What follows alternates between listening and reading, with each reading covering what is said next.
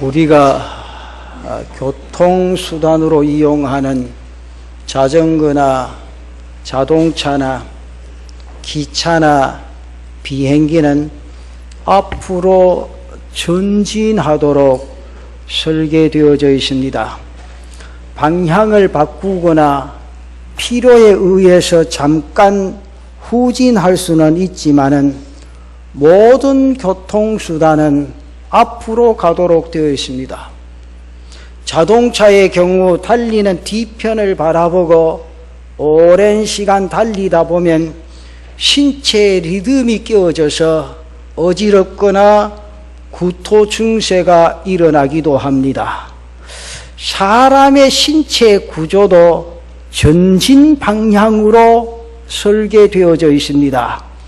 앞을 보도록 눈도 앞면에 있고 얼굴 앞면에 있습니다.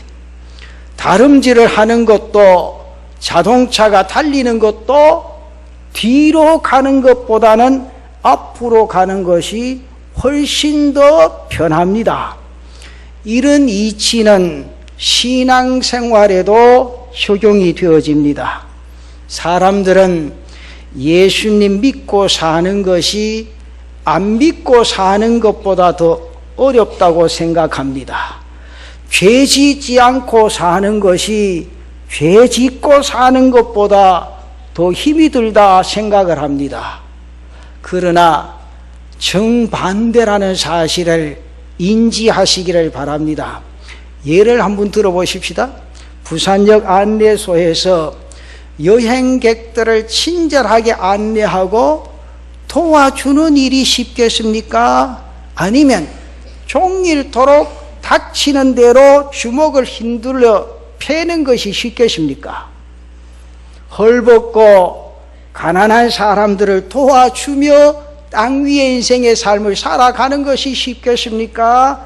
아니면 틈을 노려서 날마다 평생 도둑질하면서 사는 것이 쉽겠습니까? 하나님께로 돌아와 믿고 의지하며 인생의 삶을 살아가는 것이 쉽겠습니까? 아니면 하나님을 멀리하고 제멋대로 인생의 삶을 살아가는 것이 쉽겠습니까? 그리고 하나님께로 돌아와 구원받고 평생 얻고 행복을 누리는 일이 바람직한 일입니까? 아니면 하나님을 떠나 죄짓고 방탕하고 제멋대로 살다가 지옥 가는 것이 바람직하겠습니까? 삼척 동자에게 물어도 그 대답은 자명합니다. 오늘 우리는 본문의 말씀을 통해서 왜 하나님께로 돌아와야 하는가? 어떻게 돌아와야 하는가? 그리고 돌아오면 어떻게 되는가를 발견하는 귀한 시간 되시기를 바랍니다. 그렇다면 왜 하나님께로 나와야 합니까? 오늘 세 가지만 말씀을 드립니다. 그 첫째로 하나님의 인도하심을 받게 되어진다는 거죠. 오늘 본문 3절에 나타난 말씀 보면 이렇게 말씀합니다. 옛적에 여호와께서 나에게 나타나사 내가 영원한 사랑으로 너를 사랑하기에 인자함으로 너를 이끌었다 하였노라. 그렇게 말을 합니다. 여러분, 목사가 성지에 여행을 가보면 가이드를 안내하시는 분을 잘 만나야 합니다. 왜냐하면 성지 여행은 단순한 관광이 아닙니다. 성경에 기록된 사건의 현장을 살피는 여행이기 때문입니다. 성경도 모르고 신학도 모르는 가이드보다는 성경과 고고학과 신학을 공부한 가이드의 안내를 받게 되어지면 보다 더 깊이 있는 성지 공부를 할 수 있게 되는 겁니다. 나를 이끌어주고 충고해주는 사람을 가리켜서 뭐라고 말합니까? 멘토라, 그렇게 말을 하지요. 누가 나의 인생을 이끌어주고 신앙의 길을 안내해 주느냐에 따라 길이 달라지는 겁니다. 오늘 예배를 마치시고 집으로 돌아가셔서 이런 실험을 한번 해 보십시오. 흰 종이 위에 연필을 들고 원을 한번 그려보시기 바랍니다. 한 번 그려보시고 또 2번 그려보시고 10번 그려보시고 50번 그려보시고 100번 그려보시고, 그러나 완전한 원을 그리지는 못합니다. 그런데 그 다음에 그 연필에다가 실을 메고 그려보십시오.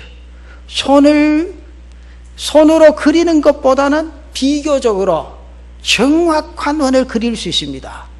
그런데 그 원도 완전한 원이 될 수는 없습니다. 그러나 캔버스에다가 연필을 끼우고 반지름을 잡고 난 다음에 원을 그린다면 완전한 원을 그릴 수 있습니다. 그렇습니다. 내 인생을 어느 기초에 맞춰 그리느냐에 따라서 그림이 달라지고 원이 달라집니다. 여러분, 예수 그리스도를 내 삶의 표준으로 삼고 그의 인도하심을 따라간다면 여러분의 삶은 가치가 있게 되어지고 의미가 있게 되어지고 뜻있는 삶이 되게 될 줄로 믿습니다. 미국에서 있었던 일이지요. 어떤 사람이 포드 회사에서 만든 자동차를 타고 신나게 달립니다. 근데 한참 달리다가 차가 고장이 났습니다. 그래서 한쪽 갓길에다가 차를 세웠습니다. 보닛을 열고 이곳저곳 들여다봤지만 자신은 도무지 어느 부분이 고장이 났는가를 발견할 수가 없습니다. 당황해서 서성거리고 있을 때 손을 막 흔듭니다. 그런데 승용차 한 대가 다가오는 것을 보고 손을 흔들어서 도움을 청했을 때 멋있는 신사분이 떡 내리더만은 이분에게 하시는 말씀이, 왜 이렇게 차가 여기 서 있습니까? 차가 고장이 났습니다. 본닛을 한번 열어보시죠. 열어봐도 알 수가 없습니다. 그래요. 그럼 죄송합니다. 제가 한번 차를 드려도 되겠습니까? 그럴 때에 그러면 감사하지요. 그랬더니 그 신사가 팔을 걷어붙이고 엔진을 들여다보니 차를 고쳤습니다. 순식간에 고쳤습니다. 너무너무 감사한 차 주인이 감사합니다. 이름이 누구신지 명함이라도 한 장 주시고 가시면 좋겠습니다. 그때 그 신사는, 예, 걱정하지 마십시오. 내가 이 차를 만든 헨리 포드라는 사람입니다. 그렇게 대답했습니까? 누가 나를 압니까? 누가 나를 만드셨습니까? 그분이 나를 아시고 그분만이 나를 인도하실 수 있는 줄로 믿습니다. 그래서 이사야서 43장 1절에서 3절까지의 말씀을 보면 이런 말씀이 있습니다. 잘 한번 보십시오. 야곱아, 너를 창조하신 여호와께서, 여기 말씀하죠? 지금 말씀하시느니라. 이스라엘아, 너를 지으신 이가 말씀하시느니라. 너는 두려워하지 말라. 내가 너를 구속하였고 내가 너를 지명하여 불렀나니 너는 내 것이라. 내가 물 가운데로 지날 때 내가 너와 함께 할 것이라. 강을 건널 때에 물이 너를 침몰하지 못할 것이며 내가 불 가운데로 지날 때 타지도 아니할 것이요 불꽃이 너를 사르지도 못하리니 대저 나는 여호와 내 하나님이요 이스라엘의 거룩하니요 내 구원자임이라. 내가 애굽을 너의 성량물로 구스와 수바를 너를 대신하여 주었노라. 사랑하는 성도 여러분, 하나님께로 나오시면 하나님이 지키시고 인도해 주시는 줄로 믿습니다. 하나님을 믿고 섬기면 보호하시고 이끌어 주실 줄로 믿습니다. 이 시간 망설이지 마시고 주님을 영접하고 하나님과 함께 이 땅 위의 삶을 살아가는 사랑하는 성도들 되시기를 바랍니다. 그 다음에 두 번째, 하나님께로 오시면 실패를 회복하게 됩니다. 오늘 본문 4절 말씀에 이렇게 말씀을 합니다. 전혀 이스라엘아, 내가 다시 너를 세우리니 네가 세움을 입을 것이요 네가 다시 소고를 들고 즐거워하는 자들과 함께 춤추며 나오리라. 여기 다시 세운다는 것은 히브리어 원어 성경에 보면 회복해 주시겠다, 그런 말씀입니다. 하나님이 여시면 받을 자가 없습니다. 하나님이 넘어뜨리시면 세울 자가 없습니다. 그러나 하나님이 세우시면 넘어뜨리거나 쓰러뜨릴 자가 없다는 사실을 인지하시기를 바랍니다. 구약 성경에 보시면 욥이라는 사람이 나타납니다. 그는 한 인간이 이 세상에서 겪을 수 있는 총체적 실패, 비극을 다 겪은 사람입니다. 어느 날 태풍으로 인해서 집이 폭삭 주저앉았습니다. 그 가정에 모여 잔치하던 자녀들 다 압사해서 죽었습니다. 인근의 불량배가 쳐들어와서 종들을 죽이고 그 가정에 있던 재산과 가축을 약탈해 가십니다. 욥 자신은 불치의 피부병에 걸렸습니다. 평생을 해로하자던 아내는 하나님을 저주하고 죽는 것이 낫겠다고 집을 떠나버립니다. 그래서 욥기 1장 20절에서 22절까지에 나타난 말씀 보면 이렇게 일어납니다. 욥이 일어나 겉옷을 찢고 머리털을 밀고 땅에 엎드려 예배하며 이르되 내가 모태 쌀몸으로 나왔사온즉 또한 알몸이 그리로 돌아가올지라. 주시니도 여호와시요 거두시니도 여호와시오니 여호와의 이름이 찬송을 받으실지니다 하고 이 모든 일에 욥이 범죄하지 아니하고 하나님을 향하여 원망하지 아니하리라 그랬습니다. 욥이야말로 극한 상황, 절대 절망의 구렁텅이에 빠졌습니다.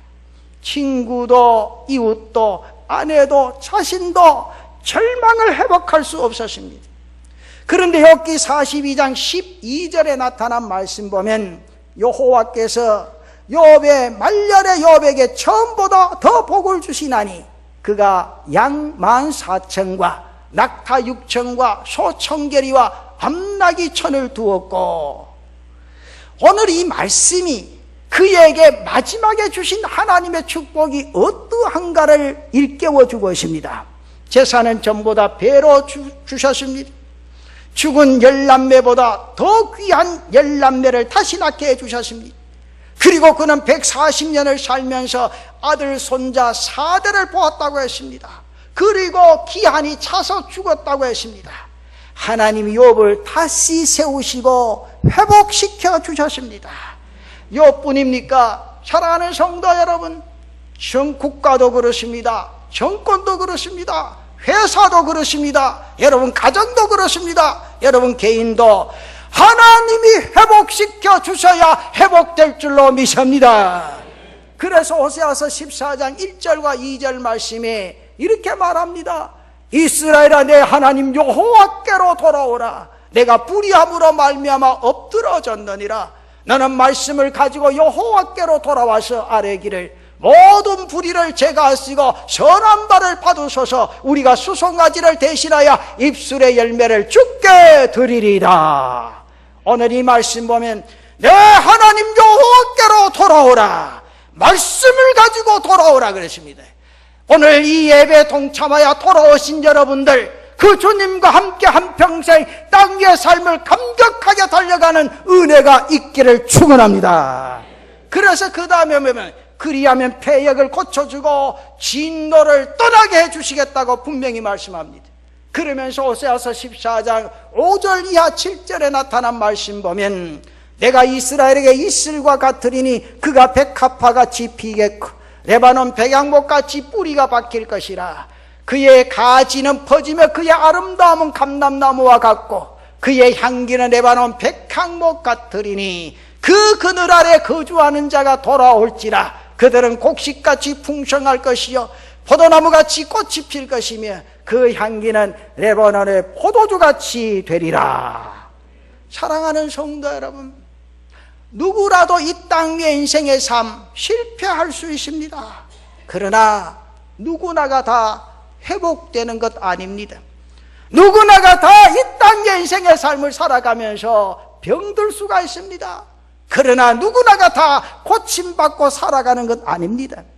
이 땅 위의 인생의 삶을 살아가면서 누구나 다 고통을 겪을 수가 있습니다. 그러나 누구나 다 그 고통을 기쁨으로 바꾸는 것은 아닙니다. 하나님께로 돌아온 사람, 하나님을 믿는 사람, 하나님께 맡기고 기도하는 사람은 회복되고 고침받고 운명이 바뀌어지는 축복이 일어나게 될 줄로 믿습니다. 그래서 오늘 이 예배에 참석하신 여러분들, 이 시간 이후로 한평생 그 하나님과 함께 동행하는 여러분들 되시기를 바랍니다. 마지막으로 하나님께로 돌아오시면 내 인생의 삶이 행복한 삶으로 지속이 되어집니다. 오늘 본문 31절 4절에 보면 이런 말씀이 있습니다. 전혀 이스라엘아, 내가 다시 너를 세우리니 내가 세움을 입을 것이요. 그 다음 잘 보십시오. 내가 다시 소고를 들고 즐거워하는 자들과 함께 춤추며 나오리라. 여기 말씀은 하나님께로 나오면 춤추고 노래하고 기뻐할 일이 생겨진다, 그 말이죠. 이런 역사가 여러분 삶 속에 일어나시기를 바랍니다. 그래서 5절 말씀에 이렇게 말합니다. 네가 다시 사마리아 산들의 포도나무들을 심되 심는 자가 그 열매를 따기 시작하리라. 하나님께서 축복의 손길로 결실하는 역사가 있게 되어진다, 그 말입니다. 여러분, 이 땅 인생의 삶을 살아가시면서 돈을 버시고 결혼을 하고 성공을 하고 출세를 했어도 자신의 인생의 삶에 기쁨이 없으면 의미가 없습니다. 그러나 하나님 안에서 돈 벌고 출세하고 성공하면 춤추고 노래하고 기뻐할 일이 연속되어지는 은혜가 있다, 그 말입니다. 오늘부터 이 은혜 속에 젖어드는 여러분들 되시기를 바랍니다. 제가 아는 재벌 한 분이 계십니다. 제가 목사 안수를 받고 그분이 전화를 해서 목사님, 우리 집에 와서 기도를 한번 해주시지요. 참 이분은요, 물려받은 재산 하나도 없습니다. 시골 농부의 아들로 태어나십니다. 지금으로 말하면 자수성가한 사람이지요. 그래서 이분이 말하시는 걸 들어보면 자기가 이 땅의 인생의 삶을 살아오면서 정말 천하디 천한 일은 다 해봤다. 제일 먼저 시작은 풀빵으로 시작했습니다. 그러면서 껌 장사도 했다고 했습니다. 양말 장사를 했습니다. 허리띠 장사를 했습니다. 안 해본 것 없다는 거죠. 그런데 어느 날 하나님께로 돌아와 하나님의 손을 꼭 부여잡고 기도하면서 자신이 사업을 했는데 목사님, 놀랍게도 번창을 해서 이런 큰 사업가를 할 수가 있었습니다. 그런데요, 이분이 그렇게 성공을 해서도 몸에 배어진 건강철학 때문에 자신은 먹지 아니하고 쓰지 아니하는 그런 부자로 유명했습니다. 어느 날 제게 전화 와서 자기 집에 좀 오라고. 참 가보니까 대궐 같은 그런 집이요. 우리가 상상할 수 없는 그런 집입니다.